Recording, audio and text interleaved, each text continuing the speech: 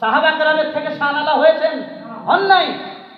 সেই সাহাবা কেরামের শত্রু ছিল, ইভেন আমাদের পয়গম্বরের শত্রু ছিল। আপনি কি এমন কুতুব হয়েছেন আপনার শত্রু নাই? শত্রু হতে হবে, তাহলে আপনি সুবহানাল্লাহ বলতে পারেন, আলহামদুলিল্লাহ বলতে পারেন, আল্লাহু আকবার বলতে পারেন, এবং বলতে পারেন নিশ্চিতভাবে আপনি ইমানের দিকে আগাচ্ছেন। ঠিক কিনা বলেন? তাহলে আমরা বলছিলাম সেই ঘটনা যারা তৈরি করে গেছে তারাও চায় না যে ইসলাম প্রতিষ্ঠা হয়ে যায়, তারা চায় না। যার কারণে আজকে ইসলামের যে আইন শৃঙ্খলা রয়েছে সেই ব্যাপারে কথা বললেই এক ধরনের মানুষের মাথায় চুলকানি ওঠে, এক ধরনের মানুষের মাথায় চুলকানি উঠে যায়। আল্লাহ এই কোরআনুল কারীমের যে মধ্যে যে বিচারের ব্যবস্থা করেছেন, এটা কেন করেছেন?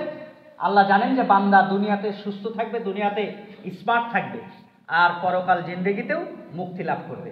আমরা বলছিলাম যে একদল বেকুব আছে, নামে ট্যাগ লেগে গেছে হুজুর, তারা বলে যে এ দুনিয়ায় বেশি স্বাচ্ছন্দ্যে থাকার জায়গা না। কোরআনই বোঝে না, কোরআনই বোঝে না তারা। আল্লাহ বলছেন রব্বানা আতিনা ফিদ দুনিয়া, আবার বলি রব্বানা আতিনা ফিদ দুনিয়া হাসানাতাও ওয়া ফিল আখিরাহ।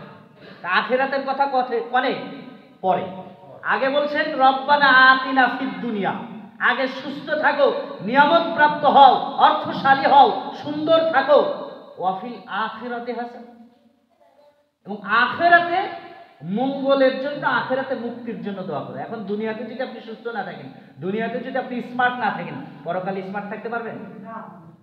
অনেক বেকুব এরকম বাংলাদেশে আছে না, যে দুনিয়াতে থাকলে তাদেরকে অথর্ব থাকতে হবে, নরমালে থাকতে হবে।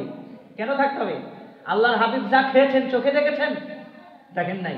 বাংলাদেশের মানুষ তো দূরের কথা, গোটা পৃথিবীর মানুষ তার চোখে দেখেন নাই। আল্লাহর হাবিব ওই সময়, আজ থেকে ১৫০০ বছর আগে, উঠের দুধ কেউ উপহার দিলে গ্রহণ করতেন, সুবহানাল্লাহ বলেন। মধু দিলে নিতেন, দামি আতর যদি কেউ উপহার দিতেন আল্লাহর হাবিব তা নিতেন। এবং ছাগল আর বকরি যখন জবাই হতো, আল্লাহর হাবিব নিজেও কোথাও কোথাও বলেছেন, হাদিসে এসেছে যে তোমরা এই ছাগলের কলিজাটা আমাকে দিয়ে, সুবহানাল্লাহ বলেন। কত দামি স্পেশাল খাবার তিনি সেই সময় খেয়েছেন। আল্লাহর হাবিব ছিলেন স্পেশাল।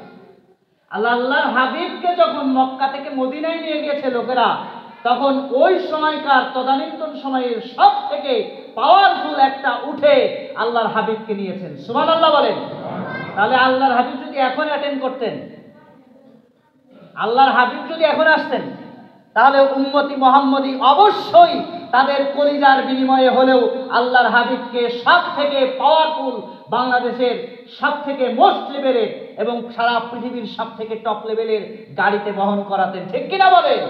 কারণ আল্লাহর হাবিব তিনি ছিলেন পাওয়ারফুল একজন আলেম, তিনি ছিলেন পাওয়ারফুল নবী, তিনি ছিলেন পাওয়ারফুল জ্ঞানী, তিনি ছিলেন পাওয়ারফুল বিচারক, সুবহানাল্লাহ বলেন। আল্লাহর হাবিবকে কেউ অপমান অপদস্থ করতো না, অন্ততপক্ষে যারা ঈমান রাখে। ঠিক কিনা বলেন? তাহলে আল্লাহ পাক কোরআনে বলছেন রব্বানা আতিনা ফিদ দুনিয়া ওয়া ফিল আখিরাতি হাসানা। আল্লাহ বলছেন কোরআনে যে আগে তোমরা দুনিয়াতে শান্তিতে থাকো, সুন্দর থাকো, শৃঙ্খল থাকো, স্মার্ট থাকো, তারপরে পরকালে শান্তি লাভ করার চিন্তা করো, মুক্তি লাভ করার চিন্তা করো। আর বেকুব কিছু আছে, তারা কয় যে না, এই দুনিয়ায় থাকলে ওইভাবেই থাকতে হবে, একটু নর্মালে থাকতে হবে, একটু কথা কম বলতে হবে, একটু মায়ের খাতে হবে। হ্যাঁ, মার খাবেন, দিন দিন প্রতিষ্ঠার জন্য মার খাবেন। আপনি জমি দখল করতে গিয়ে মারামারি করেছেন, হাত কেটে গিয়েছে, এটাকে আপনি ইসলাম বলে চালাই দিবেন, এটা হবে না। হবে কি?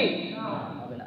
তাহলে আল্লাহ এই জন্য বিচারের বিধান দিয়েছেন, যা আল্লাহ চান যে কোনো মানুষের হাতে যেন আরেক মানুষ হত্যা না হয়, কোনো মানুষের হাতে যেন আরেক মানুষের জমি দখল না হয়, কোনো মানুষের হাতে যেন রাস্তা কালভার্ট দখল না হয়, কোনো মানুষের মাধ্যমে যেন আর এক মানুষের হক, সেই ব্রিজ, রাস্তা, স্কুল, ইউনিভার্সিটি, সমস্ত ইট, বালু, সিমেন্ট, কোনো মানুষের হক নষ্ট করে আর এক মানুষ যেন ভক্ষণ না করে, সেই জন্য আল্লাহ বলেছেন ইয়া আইয়ুহাল্লাযীনা আমানু কুতিবা আলাইকুমুল কিসাস, সুবহানাল্লাহ বলেন, যে বিচার দিয়েছি আমি কোরআনে।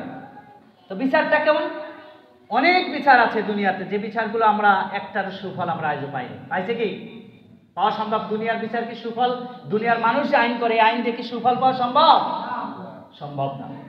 যারা চুপ আছে এরা মনে মনে করছে না, কত বিচার পালাম, সেদিনকেও জমি জোর করে লিখে নিয়েছি। আপনি লিখে নিয়েছেন, আপনার তো বিচার হয়নি। ঠিক কিনা বলেন? আল্লাহ এই জন্য চান, সেই জন্য কোরআনুল কারীমে আইন দিয়েছেন। চুরি করলে হাত কেটে দিতে বলেছেন, ব্যভিচার ধরা পড়লে পাথর নিক্ষেপ করতে বলেছেন। কেন বলেছেন? কারণ পৃথিবী ফিউচার লাইফে, ফিউচার প্রজন্ম, জেনারেশন যাতে আর এই দৃশ্য দেখে চুরি করার কথা ভুলে যায়। ঠিক কিনা? রোড চুরি হয়, ব্রিজ চুরি হয়, কালভার্ট চুরি হয়, রাস্তা চুরি হয়, ইউনিভার্সিটি রড পর্যন্ত চুরি হয়, বিচার হয় না। ঠিক কিনা বলেন? হবেও না, হবেও না যদি ইসলাম না আসে। আর যদি আসে, সুফল আপনিও পাবেন, আমিও পাবো, যিনি বিরোধিতা করছেন তিনিও সুফল পাবে। ঠিক কিনা বলেন? কারণ আল্লাহর হাবিব এসেছেন, কাফেরদেরকেও নিরাপত্তা দিয়েছেন। সুবহানাল্লাহ বলেন। মুনাফিকদের নিরাপত্তা